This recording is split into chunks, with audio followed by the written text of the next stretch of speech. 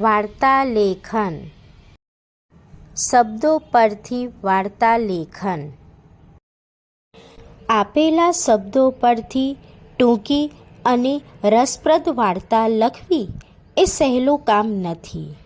આપેલા શબ્દોનો ઉપયોગ કરી મુદ્દાઓથી ગમે તેમ વિસ્તાર કરવાથી સારી વાર્તા બની શકતી નથી.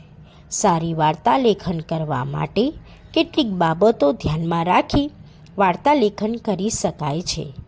તો ચાલો બાળ દોસ્તો, તે બાબતોનો આપણે અભ્યાસ કરીએ.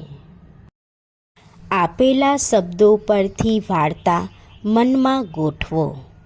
વાર્તાના પ્રસંગો સારી રીતે ગોઠવાતા ન હોય તો શબ્દો ફરી ફરીને વાંચી જાઓ. આપેલા શબ્દોમાં વધારે મહત્ત્વના અને વિકસાવી શકાય એવા છે તે પહેલેથી નક્કી કરી લો. વાર્તા લખતી વખતે મુદ્દાઓનો યોગ્ય ક્રમ જાળવો. વાર્તાની ભાષા સરળ રાખવાનો પ્રયત્ન કરો.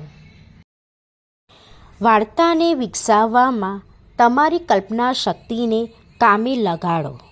આરંભથી અંત સુધી વાંચવામાં રસ પડે એ રીતે વાર્તાની રચના કરો. વાર્તામાં આવતા પાત્રોના સંવાદોને અવતરણ ચિહ્નોમાં મૂકો.